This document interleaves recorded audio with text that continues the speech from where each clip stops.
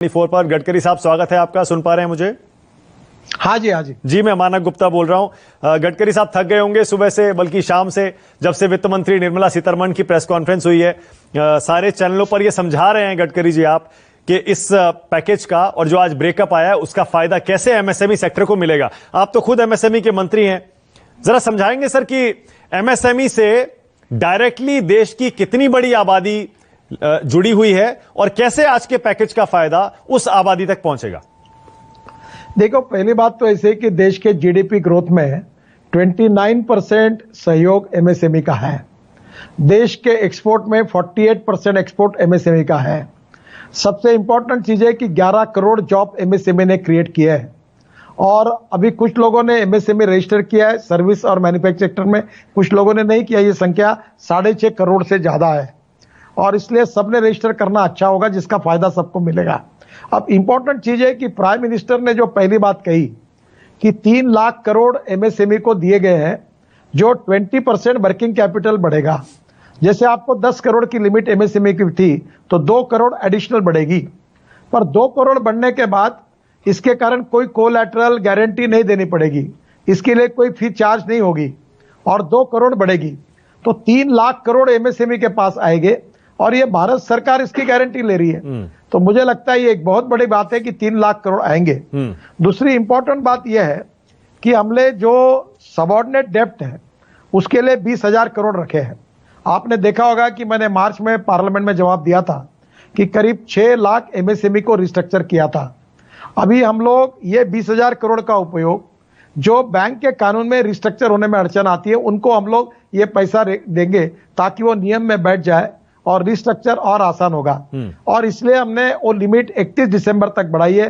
कम से कम 25 लाख एमएसएमई इसमें रिस्ट्रक्चर हो जाएगी, उनको नया जीवन मिलेगा। एक फंड ऑफ फंड है 10,000 करोड़ का, अलग अलग फंड मिलाकर वो 50,000 करोड़ होगा। और इसमें मैं सोच रहा हूं कि जैसे हमारा एमएसएमई स्टॉक एक्सचेंज बने, जैसे आप जैसे लोग भी एमएसएमई के शेयर ले, जिसका रेटिंग अच्छा है, जो एक्सपोर्ट करती है, जिनका जीएसटी का टर्नओवर ठीक, जीएसटी का टैक्स बराबर है, जिनका टर्नओवर अच्छा है, जिनका क्रेडिट रेटिंग अच्छा है, वहां उसमें शेयर लेंगे तो 10 रुपए का शेयर 40 रुपए का होगा। तो हम लोग ये फंड ऑफ फंड का भी कर रहे हैं, जो बैंक के द्वारा भी और स्टॉक एक्सचेंज के द्वारा। तो ये एक 50,000 करोड़ का सपोर्ट मिलेगा। ये रोलिंग फंड रहेगा और इसके कारण ये घूमता रहेगा। अब उदाहरण के लिए समझ लीजिए कि ये आपका न्यूज 24 एक एमएसएमई है और मैंने इसका 10 रुपए का शेयर अभी 100 शेयर खरीदी किए, तो ये शेयर की कीमत हो गई 100 शेयर की 1,000 रुपए। कल अगर आपका शेयर 40 रुपए का हो गया तो 4,000 रुपए कीमत, तो 30,000 रुपए मुझे फायदा मिलेगा, मैं उसको बेच दूंगा और 30,000 रुपए रोलिंग फंड में डालूंगा। दूसरा इंपॉर्टेंट चीज ऐसा है कि ये जो इक्विटी इन्फ्यूजन करके होगा, ये हाई पोटेंशियल एमएसएमई जो है, जो प्रॉफिट मेकिंग है, जो अच्छा कर रही है, तो उनको मिलेगा, जो एक्सपोर्ट कर रही है। तो उसमें मेरा 10 रुपए का शेयर अगर 60 रुपए का हुआ 4 साल में, तो मेरा भी इनकम बढ़ेगा। तो 50,000 का फंड लाख रुपए का होगा, 1.5 लाख का होगा। तो जैसे स्टॉक एक्सचेंज है बड़े बड़े, वैसे एमएसएमई स्टॉक एक्सचेंज करने की कल्पना, और बैंक को भी ये इक्विटी में देने की बात है। इसको हम लोग डिटेलिंग बाद में करेंगे। बाद में एमएसएमई की डेफिनेशन बदल गई है, मैं डिटेल में बाद में आपको इसका जवाब दूंगा। ओवरऑल ईपीएफ के में भी हम लोग उनका जो ईपीएफ का पैसा भरना पड़ता है इंडस्ट्री को, वो हम भरने के लिए तैयार है। और उसके साथ उसका भी बेनिफिट करीब 2500 करोड़ ये सपोर्ट मिलेगा अगस्त 220 ईपीएफ का, और जिससे 72.2 लाख एम्प्लॉइज इसका फायदा होगा और करीब 3.67 यूनिट को उसका फायदा होगा एमएसएमई के। ईपीएफ के लिए जो हमने कंट्रीब्यूशन है वो रिड्यूस किया है 10% तक, 3 मंथ तक वो सरकार देगी, जिसमें लिक्विडिटी सपोर्ट है 6,759 करोड़। ये भी जाएगा, जो एक प्रकार से इंडस्ट्री का बेनिफिट होगा जो उनको भरना पड़ रहा था। और बाद में 6.5 लाख एस्टैब्लिशमेंट जो है वो ईपीएफ को के अंडर कवर होती है, वो 4.3 एम्प्लॉइज को या उनके ऑर्गेनाइजेशन को एडिशनल फंड इन हाथ में मिल जाएगा। तो ओवरऑल और भी डिटेल में है। तो पीएससी जो है, जो पैसे नहीं देते, गवर्नमेंट के अंडरटेकिंग और अलग डिपार्टमेंट है, 45 दिन में सब पेमेंट देने पड़ेंगे। और मैं राज्य सरकार से अनुरोध करूंगा कि वो भी ऐसा निर्णय करे तो लिक्विडिटी आएगी। ठीक है। और इसके बाद ई मार्केट प्लेसेस जो एमएसएमई के लिए वो भी बनाने की बात है। और एक सबसे इंपॉर्टेंट चीज जो है, जो एमएसएमई के डेफिनेशन कैसे बदली है, जिसके कारण बहुत बड़ा फायदा जो एमएसएमई के इंसेंटिव्स है, बाकी सबके इसका फायदा निश्चित रूप से इंडस्ट्री को मिलेगा। जब आप पूछेंगे तो इसका डिटेल मैं आपको बताऊंगा। ठीक है, लेकिन पहले मैं आपसे ये पूछना चाह रहा हूं कि आज जब वित्त मंत्री ने अपनी घोषणा की, पूरा ब्रेकअप बताया इस पैकेज का, आज एमएसएमई सेक्टर के लिए सारे अनाउंसमेंट किए, तो कांग्रेस पार्टी का कहना है कि इस लोन से कुछ नहीं होगा, आपको सीधा कैश देना चाहिए था एमएसएमई सेक्टर से जुड़े हुए सारे लोगों के लिए, यूनिट लगाने वाले मालिकों के लिए भी और उसमें काम करने वाले कर्मचारियों के लिए भी, और आम लोगों की जेब में पैसा डालना चाहिए, क्योंकि जब तक पैसा जेब में नहीं होगा डिमांड नहीं होगी, डिमांड नहीं होगा प्रोडक्शन नहीं होगा, प्रोडक्शन नहीं होगा एमएसएमई यूनिट्स खड़ी नहीं हो पाएंगी। देखिए, पहली बात तो ऐसी है कि आप एमएसएमई को बेनिफिट देना चाहते हैं कि नहीं। अब बेनिफिट कैसा मिल रहा है ये देखो आप, ये अप्रस्तुत है। मुझे बताइए, 3 लाख करोड़ सरकार गारंटी लेके बैंकों के द्वारा एमएसएमई में जाएंगे, क्या इस पैसे से उनकी सेहत नहीं सुधरेगी? क्या उनकी लिक्विडिटी नहीं बढ़ेगी? क्या उनके एम्प्लॉय को पैसा देने के लिए उनके पास पैसा नहीं आएगा? क्या उनका मार्केट एक्सेस बढ़कर उनका टर्नओवर नहीं बढ़ेगा? क्या उनका एक्सपोर्ट नहीं बढ़ेगा? मुझे लगता है कि ऐसा है, कुछ भी करो तो कुछ लोगों ने निगेटिविटी ले ली है तो उनका जवाब नहीं दे सकते। मैं इतना ही मानता हूं कि कोरोना का संकट बहुत गहरा है, पूरे विश्व पर है, और इकोनॉमिक लड़ाई और कोरोना के खिलाफ की लड़ाई हम लड़ रहे हैं। ऐसे समय हम राजनीति ना करें, जात पंथ धर्म भाषा पार्टी और सबसे ऊपर उठकर इस समय देश को एक दिशा से ले जाना चाहिए।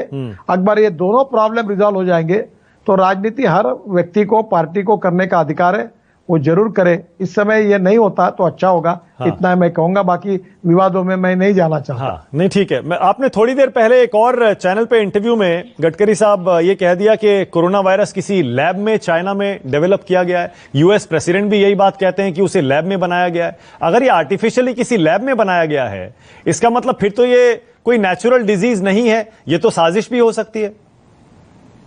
देखो, पहली बात तो ऐसी है कि मैंने कोई चाइना वगैरह का नाम नहीं लिया है। हाँ। वायरस 2 प्रकार के होते हैं, एक नैसर्गिक और आर्टिफिशियल। आर्टिफिशियल वायरस लेबोरेटरी में होता है।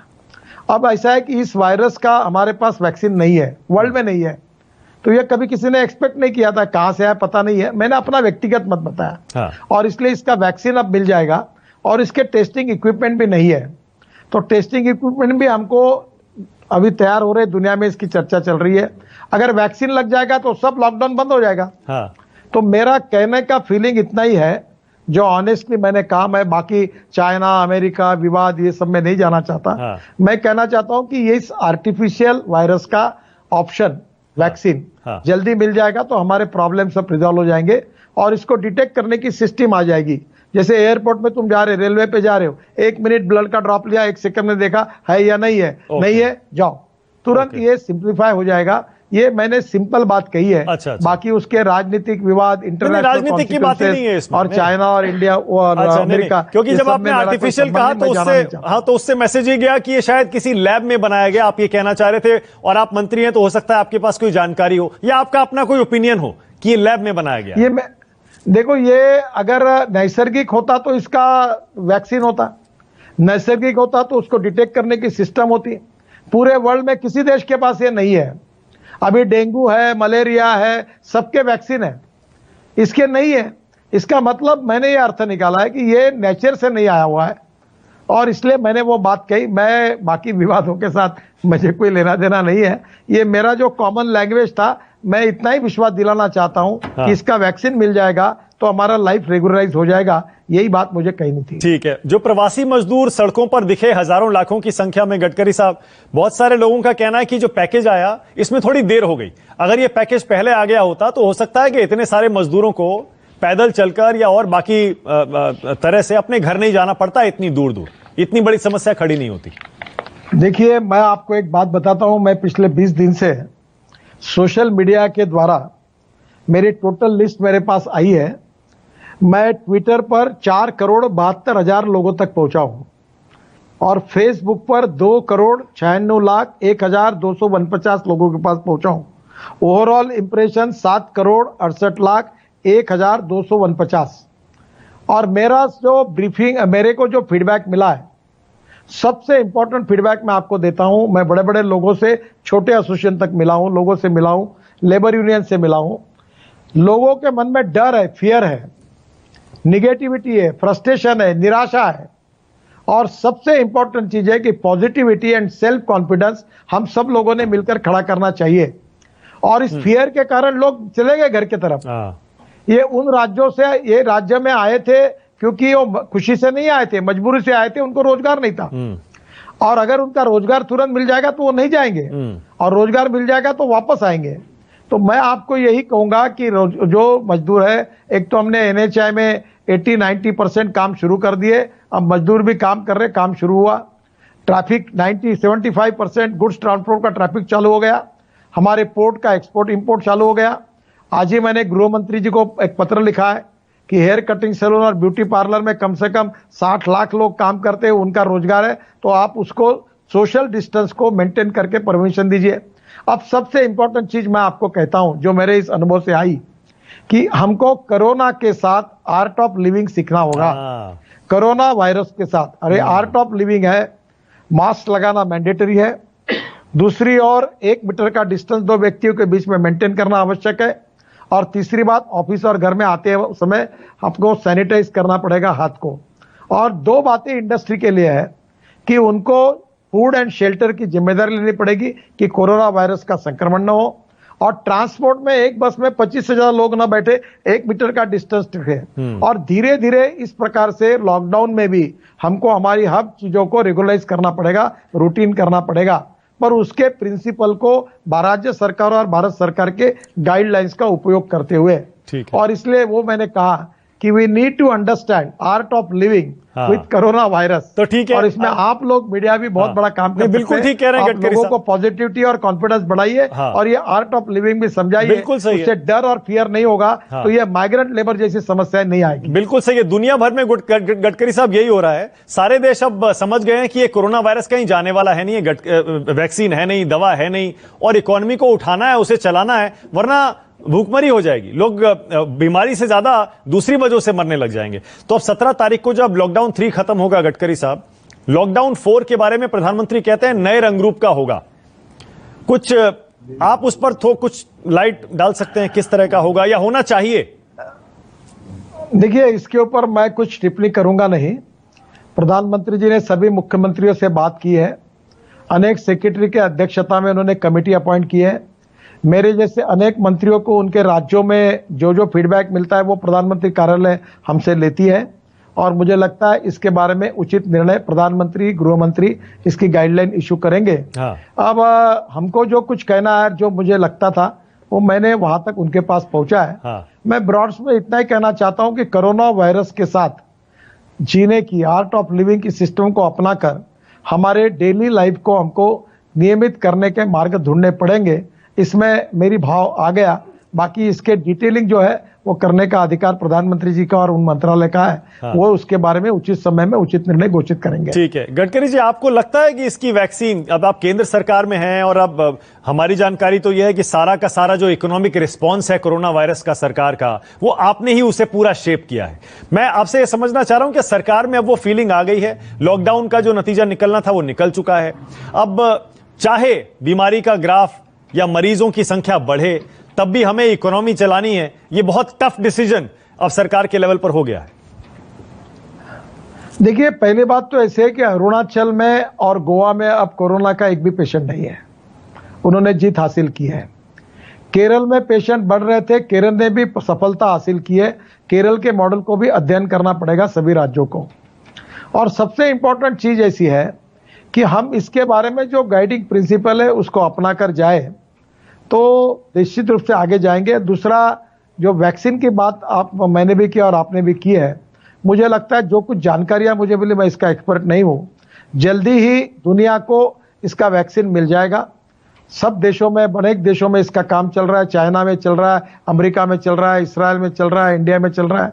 और इसके डिटेक्ट करने की सिस्टम भी मॉडर्नाइज आ जाएगी, और ये आने के बाद हमारा लाइफ एकदम रेगुलराइज हो जाएगा। तो मुझे लगता है कि मैं पॉजिटिव हूं, मैं ऑप्टिमिस्टिक हूं। और दूसरी बात, मैं चाहता हूं कि हम सब लोग मिलकर पॉजिटिविटी और सेल्फ कॉन्फिडेंस खड़ा करें। ठीक है। और निश्चित रूप से कोरोना की वार जीतकर हम इससे बाहर निकलेंगे, और इकोनॉमिक वार भी जीतेंगे और सफलता के साथ आगे मार्च करेंगे। ठीक है। कदम से कदम मिलाकर चलना होगा, ये वाजपेयी जी की कविता थी। हम होंगे कामयाब और कोशिश करने वाले की कभी हार नहीं होती। हाँ। ये स्पिरिट हमारे पास चाहिए और इसी से हम आगे जा पाएंगे, ऐसा मुझे लगता है। बिल्कुल सही है। अब जैसे बहुत सारी रेटिंग एजेंसीज कह रही हैं, इवन देश के अंदर भी बहुत लोग कह रहे हैं कि हमारी जीडीपी जीरो पे आने वाली है। अब ये जो 20 लाख करोड़ का पैकेज अनाउंस हो रहा है गडकरी जी, कब तक आपको लगता है कि हमारी इकोनॉमी 2019-18 जो पहले नीचे जा रही थी लेकिन संभलती हुई दिख रही थी, वहां पहुंच जाएगी? कितना समय आपको लगता है एमएसएमई खड़ा हो जाएगा, लोगों की जेब में पैसे चले जाएंगे, इकोनॉमी का चक्का चलने लगेगा? कब तक? मुझे लगता है कि 6 महीने के अंदर इसके पॉजिटिव रिजल्ट्स मिलना शुरू हो जाएगा और निश्चित रूप से हम पॉजिटिव जीडीपी ग्रोथ की तरफ आगे जाएंगे। जो निगेटिव हो रहा था वो नहीं होगा। अब मैं इतना बड़ा अर्थशास्त्री नहीं हूं कि कितने दिन में होगा, पर 20 लाख करोड़ यानी जीडीपी का 10% का पंपिंग जब इंडियन इकोनॉमी में होगा तो इसके मल्टीप्लाई इफेक्ट्स आने वाले समय में मिलकर इकोनॉमी पॉजिटिव वे में आगे बहुत निकलेगी, दौड़ेगी, ऐसा मेरा अनुमान है। बाकी इकोनॉमिक्स ही बता सकते हैं कि 20 लाख करोड़ का पंपिंग होने के बाद इसका इम्पैक्ट कैसा होगा, कब होगा, कितने दिन में होगा, पर पॉजिटिव इम्पैक्ट होगा और इकोनॉमी एमएसएमई दौड़ेगी, नए रोजगार निर्माण होंगे और ये ब्लेसिंग इन डिस्गाइज भी है। चाइना में जो इन्वेस्टमेंट जापानी लोगों की थी, प्रधानमंत्री जापान ने कहा है कि वो अगर चाइना के बाहर अपनी इंडस्ट्री और इन्वेस्टमेंट लाना चाहते हैं तो वो पैकेज देंगे। पूरे वर्ल्ड में ये रिएक्शन है, ये ब्लेसिंग इन डिस्गाइज है। हमारी एमएसएमई अपग्रेडेशन ऑफ टेक्नोलॉजी इस बहाने कर सकती है, फॉरेन इन्वेस्टमेंट ला सकती है। हमारी राज्य सरकार इसके लिए पीछे पड़े हैं। हम भी सभी एम्बेसडर के साथ कोशिश कर रहे हैं कि इसका advantage blessing in disguise opportunity का, हम संकट का कन्वर्शन अपॉर्चुनिटी में करके फायदा कैसे ले, हमारे देश में इन्वेस्टमेंट कैसे आए, रोजगार कैसे निर्माण हो और गरीबी कैसे दूर हो। सब विषय का एक ही स्पिरिट है कि देश में रोजगार निर्माण हो। लेबर लॉ इसलिए बदले जा रहे कि रोजगार निर्माण हो, नई इंडस्ट्री, नई अट्रैक्टिव इन्वेस्टमेंट हमारे यहाँ आए और उसके लिए हमारी गरीबी दूर हो और गांव गरीब मजदूर किसान का कल्याण हो। इसी फीलिंग से ये निर्णय हो रहे हैं। निश्चित रूप में इसका मल्टीप्लाई इफेक्ट मिलेगा, ये मेरा विश्वास है। ठीक है, आखिरी सवाल गडकरी जी, ये आखिरी सवाल है मेरा। आत्मनिर्भर भारत बनाने की तरफ प्रधानमंत्री कह रहे हैं कि हमने कदम बढ़ाना है इस 20 लाख करोड़ के पैकेज में। जैसा आपने कहा, चुनौती में मौका ढूंढना है, लेकिन स्वदेशी, आत्मनिर्भर देश में हमें सब बनाना है। ग्लोबल टेंडर्स में जैसे हमने देखा फॉरेन कंपनीज को बैन कर दिया है। ये प्रोटेक्शनिज्म जब हम करेंगे, इसमें नुकसान नहीं होगा क्या? जो बाकी देश, मल्टीनेशनल कंपनीज हैं या बाकी जो देश हैं, वो पलटवार नहीं करेंगे, वो नाराज नहीं होंगे? देखिए, पहली बात तो ऐसी है कि 200 करोड़ के ऊपर के टेंडर भरने के लिए कोई ग्लोबल कंपनी को रोका नहीं हमने। 200 करोड़ तक के जो टेंडर है वो हमारे स्मॉल सेक्टर, एमएसएमई और यहाँ के इंडस्ट्री को मिलेंगे। ये बहुत स्वाभाविक है। देखो, स्वदेशी स्वावलंबन, इससे ही आत्मनिर्भरता आएगी। और स्वदेशी में मैंने बताया विलेज इंडस्ट्री, हमारा टर्नओवर पिछले साल का 88,000 करोड़ का है। और मैं अब एग्रो एमएसएमई, फिशिंग एमएसएमई, ऐसे अलग अलग प्रकार की ग्रामीण, रूरल और वनवासी क्षेत्र से जुड़े हुए एमएसएमई को इनकरेज करना चाहता हूं। उसके लिए नीति बनाना चाहता हूं कि गांव में रोजगार निर्माण हो, गांव का उत्पादन बढ़े, गांव में इंडस्ट्री आए, और उसके लिए अपनी नीति बनाना चाहता हूं। और मुझे लगता है कि इसी से आत्मनिर्भर भारत बनेगा। और ये 20 लाख करोड़ का पैकेज, ये संजीवनी है, ये अमृत है, एक प्रकार से मिला हुआ है। और जिसकी हालत खराब थी, जो आईसीयू में एडमिट था और जिसकी तबीयत खराब थी, उसको अगर अमृत मिल जाएगा तो उसका जीवन एकदम जोरों से दौड़ेगा। यही एक्सपेक्टेशन मेरा है और इसी दिशा में हम आगे जाएंगे, ऐसा मेरा विश्वास है। बहुत बहुत शुक्रिया केंद्रीय मंत्री, एमएसएमई सेक्टर के मंत्री नितिन गडकरी जी, बहुत बहुत शुक्रिया न्यूज 24 से बातचीत करने के लिए। और प्रधानमंत्री के 20 लाख करोड़ के पैकेज और वित्त मंत्री निर्मला सीतारमण ने आज जो उसका ब्रेकअप दिया, उसको और विस्तार से हमें समझाने के लिए और ये बताने के लिए कि इसका फायदा कैसे और किस किस को मिलने वाला है। Thank you sir, thank you so much. छोटा सा ब्रेक हमें यहां पर लेना पड़ेगा, खबरें जारी हैं।